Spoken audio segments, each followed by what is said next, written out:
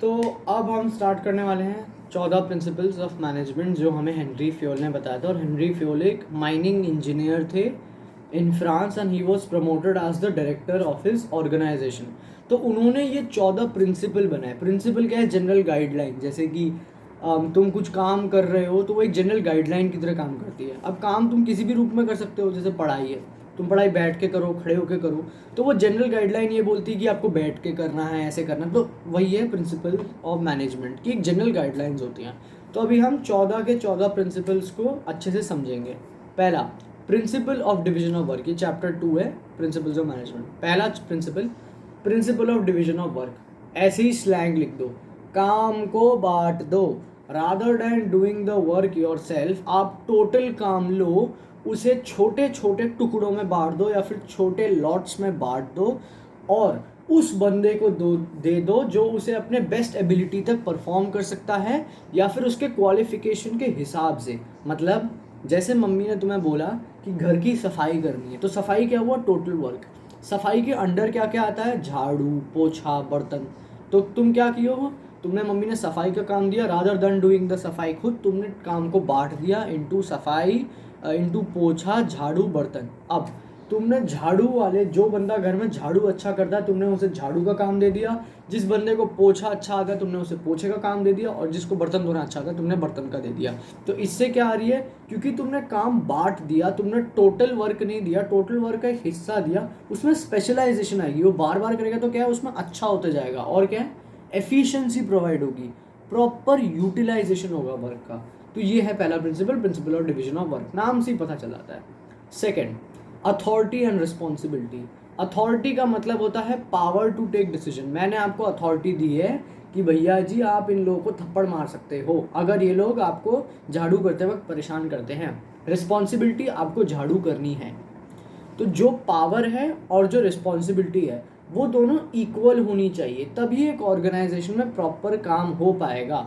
अगर एक ऑर्गेनाइजेशन में ऐसा हुआ कि रिस्पॉन्सिबिलिटी ज़्यादा हो गई और अथॉरिटी कम हो गई तो काम नहीं हो पाएगा। और अगर ऐसा हुआ कि अथॉरिटी ज़्यादा हो गई और रिस्पॉन्सिबिलिटी कम हो गई तो भी काम नहीं हो पाएगा। तो दोनों का इक्वल होना ज़रूरी है। इसमें एक एग्जाम्पल जोड़ देते हैं कि जैसे एक मैनेजर को काम दिया गया कि आपको 100 यूनिट्स या फिर 100 यूनिट ऑफ कुछ प्रोडक्ट प्रोड्यूस करना है एक महीने के अंडर, तो फिर उसको वो पावर भी तो होनी चाहिए ना, रॉ मटेरियल्स खरीदने की या मशीन चलाने की।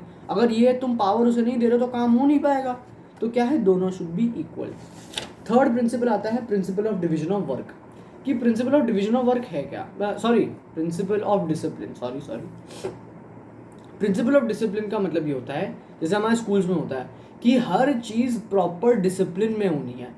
मतलब कि आपको proper code of conduct follow करना है, कि आपको यूनिफॉर्म पहनना है, आपको एकदम प्रॉपर वे में रहना है, आपको ऑर्गेनाइजेशन में प्रॉपर कोऑर्डिनेशन रखना है, हर चीज़ें प्रॉपर मैनर में करें। तो इसमें ज़्यादा कुछ नहीं है, प्रॉपर डिसिप्लिन से काम हो। चौथा principle, principle of unity of command. इस प्रिंसिपल को लर्न करना भी बहुत आसान है। यूनिटी के शब्द को नीचे लिख दो एक, कमांड के नीचे लिख दो बॉस। तो क्या बन गया? प्रिंसिपल ऑफ एक ही बॉस। ठीक है। इस प्रिंसिपल के अनुसार जो भी एक एम्प्लॉई है उसे जितने भी ऑर्डर्स मिल रहे हैं या जितना भी उसे काम मिल रहा है वो एक ही बॉस से होना चाहिए। ऐसा नहीं होना चाहिए कि मल्टीपल बॉसेस से काम दे रहे, तो वरना कंफ्यूजन हो जाएगी। जैसे अगर तुम्हारा एक ही बॉस है, वो तुम्हें बोल रहा है जाओ मेरे लिए झाड़ू लेके आओ, जाओ मेरे लिए वो लेके आओ, जाओ ऑर्गेनाइजेशन में ये करो, जाओ ऑर्गेनाइजेशन में वो करो। अगर आप ये करोगे ना तो इससे होगा क्या कि आप इवेंचुअली आप काम आपका सिस्टमैटिक वे में हो पाएगा। लेकिन सोचो आपके 5 बॉस है, एक बॉस आपको कुछ और बोल रहा है, दूसरा बॉस आपको कुछ बोल रहा है, तीसरा कुछ और बोल रहा है, चौथा कुछ और बोल रहा है, तो क्या इससे काम आपका हो नहीं पाएगा। तो क्या है कि जितने भी ऑर्डर्स हैं या जितने भी आपको कुछ भी काम या रिस्पॉन्सिबिलिटी इंटरेस्ट कर रही है वो सिर्फ एक ही बॉस से आने चाहिए, नॉट फ्रॉम मेनी बॉसेस। क्योंकि अगर ज़्यादा बॉसेस आएंगे तो दिक्कत हो सकती है। ये हो गया चौथा प्रिंसिपल। पांचवा principle, principle of unity of direction. Principle of unity of direction ये बोलता है कि जितने भी हमारे यहाँ पर डिपार्टमेंट्स हैं या फिर जितने भी हमारे ऑर्गेनाइजेशन में एक्टिविटीज़ हैं, that should be directed towards one goal. नाम से यूनिटी ऑफ डायरेक्शन, कि जितने भी हमारे ऑर्गेनाइजेशन में काम हो रहा है वो सब इंटीग्रेट होके एक ही दिशा में जाना चाहिए, दैट इज़ ऑर्गेनाइजेशनल गोल। ऐसा नहीं होना चाहिए कि सेल्स डिपार्टमेंट अपनी इच्छा रख रहा है या फिर तुम्हारा मार्केटिंग डिपार्टमेंट अपना अच्छा कुछ अपना मन इच्छा रख रहा है या एचआर का कोई अलग ही गोल है। नहीं, ये बोलता है कि जितने भी एक्टिविटीज़ हैं वो सारे एक ही दिशा में होने चाहिए। दैट मीन्स सारे ऑर्गेनाइजेशनल गोल की तरह आपके होने चाहिए। कोई ऐसा नहीं है अलग अलग डिपार्टमेंट का अलग अलग है, सब लोग का एक ही तरफ होना चाहिए। फिर आता है आपका principle of subordination of individual interest and general interest. इसका मतलब ये है कि एक ऑर्गेनाइजेशन के गोल या फिर एक ऑर्गेनाइजेशन का इंटरेस्ट, ऑर्गेनाइजेशन का इंटरेस्ट क्या है, उनका डेवलपमेंट हो, और एक इंडिविजुअल का इंटरेस्ट मतलब जो एम्प्लॉई हो, दोनों का सुपरसीड होना बहुत ज़रूरी है, दोनों का मिलना बहुत ज़रूरी है। या फिर जो वही है जनरल इंटरेस्ट जो रखते हैं या फिर जो ऑर्गेनाइजेशन है उसको अपने एम्प्लॉई के नीड को भी देखना है। एम्प्लॉई को क्या है, मुझे पैसा ज़्यादा कमाना है। वो पैसा ज़्यादा कैसे कमा सकता है, वो पैसा ज़्यादा कैसे कमा सकता है, बाय वर्किंग मोर हार्ड। अगर वो ज़्यादा काम करेगा तो क्या होगा, ज़्यादा काम करेगा तो तुम्हारी जिसे बोलते हैं ना पे एंड अलाउंसेस, वो तो बाद में छोड़ो, ज़्यादा काम करोगे तो तुम्हारे ऑर्गेनाइजेशन का डेवलपमेंट होगा।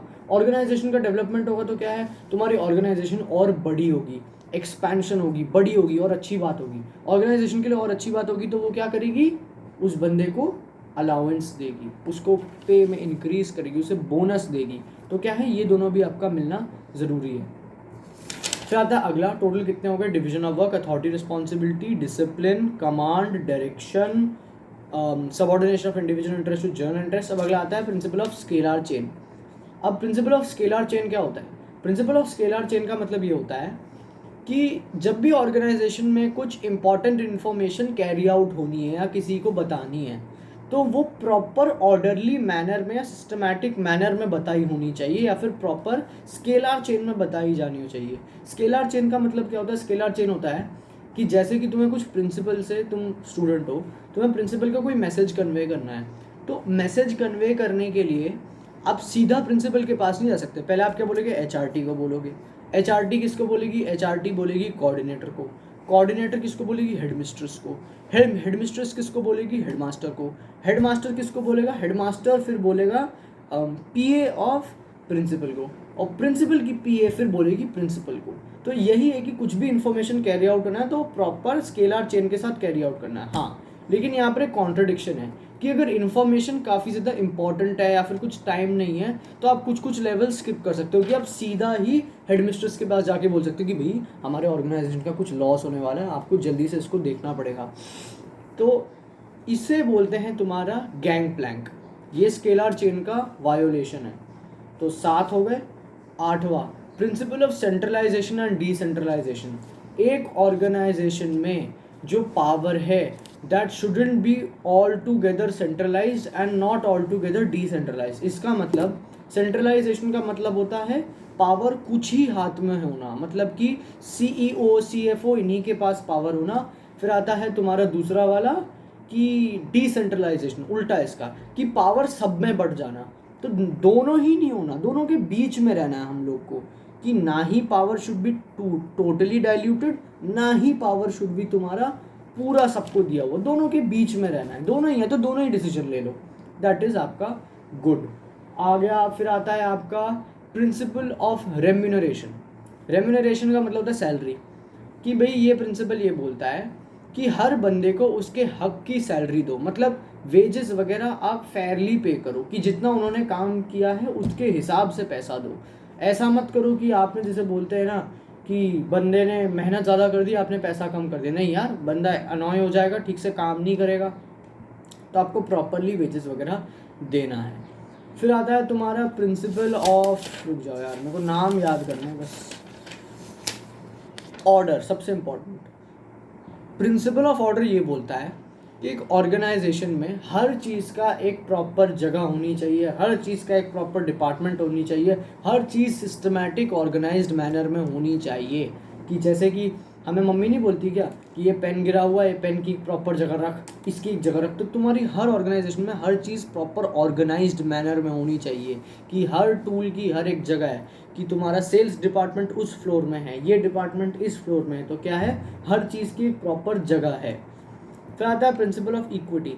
प्रिंसिपल ऑफ इक्विटी ये बोलता है कि सबको एक ऑर्गेनाइजेशन में इक्वली ट्रीट करना है। ऐसा नहीं है कि आप किसी में डिस्क्रिमिनेशन दिखा रहे हो, कास्ट, कलर या पावर रिकॉग्निशन, इसके कारण सबको इक्वली ट्रीट करना है। कि अगर एक सीईओ को डांट पड़ रही है, चाटे पड़ रहे हैं, तो तुम्हारे लोअर लेवल को भी वैसे ही चाटे पड़ने चाहिए। फिर आता है तुम्हारा प्रिंसिपल ऑफ एस्पेरेट डे कॉर्प्स। अब आता है एस्पेरेट डे कॉर्प्स का मतलब क्या होता है। एस्पेरेट डे कॉर्प्स का मतलब होता है कि एक ऑर्गेनाइजेशन में प्रॉपर हारमनी मतलब खुशी खुशल होनी चाहिए बिटवीन एम्प्लॉयज़। टीम वर्क की वो होना चाहिए कि यार वो बंदा अच्छा, उसकी भी मदद करता हूँ मैं, सब एकदम हारमनी डे में रहते हैं, एकदम मस्त भाई लोग की तरह रहते हैं।